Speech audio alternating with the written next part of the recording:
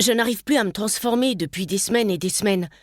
Je sais que je suis un semi et que mon lien avec mon loup est moins puissant qu'un entier, mais quand même.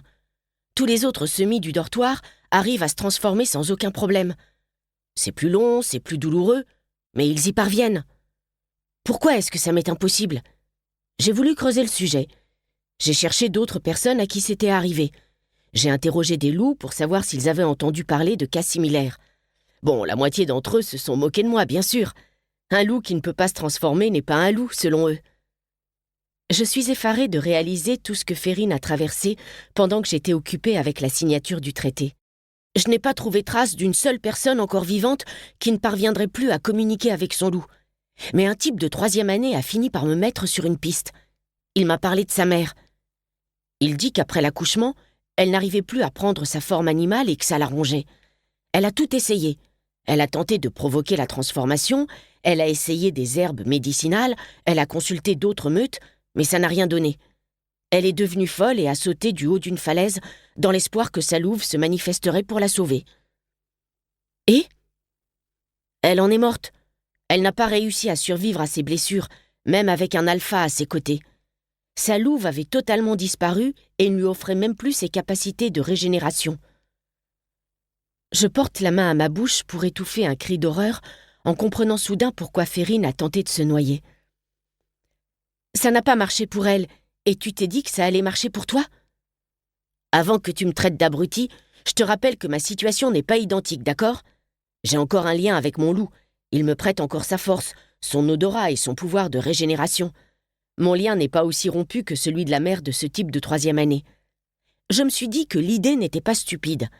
La fonction première de ma part animale est d'assurer notre survie coûte que coûte. Si je suis dans une situation de très grande détresse, il devrait enclencher le mode urgence, prendre les commandes et nous sauver. Mais il ne fallait pas le duper. Il fallait lui montrer que sans lui, on ne s'en sortirait pas. Ta solution était de te mettre au milieu d'un étang? Je ne sais pas nager. Tout ce que j'avais à faire, c'était sauter, me laisser couler et attendre qu'il prenne le relais. « Te laisser mourir !» m'exclamai-je. « Férine, tu as failli y passer. Cramstay et Tresh t'ont récupéré et tu avais déjà les poumons pleins d'eau. C'est un miracle qu'il t'ait vu. » J'étais sous quelle forme? C'est tout ce qui t'intéresse? Tu étais sous forme humaine, répond Timothée à ma place. Bordel, je ne comprends pas, ça aurait dû marcher. J'étais pile dans une situation où il aurait dû se manifester. Il faut que je cherche une autre piste. Peut-être que je suis victime d'un sort qui l'empêche de sortir? Tu sais quelque chose sur ce type de sort? Il n'a même pas l'air effaré par la situation. Férine, j'ai besoin que tu me promettes de ne pas recommencer. J'attrape sa main et je serre ses doigts encore gelés avec force. La douche brûlante n'a pas suffi à remonter sa chaleur corporelle. « Je vais bien », m'assure-t-il. « Je n'ai pas besoin de promettre une telle chose. J'essaie juste de rendre sa place à mon loup. Ce n'est pas normal qu'il soit enfoui dans les tréfonds de mon être. On dirait qu'il fuit quelque chose, ou qu'il a très peur et refuse de sortir. Et la mère de ce type est devenue folle, H. J'ai encore toute ma tête. » Je me racle la gorge à cette mention. Non, un type qui vient de tenter de se noyer n'a pas toute sa tête. Mais si ça se trouve, je vais progressivement perdre la boule. Je dois agir avant que ça n'arrive.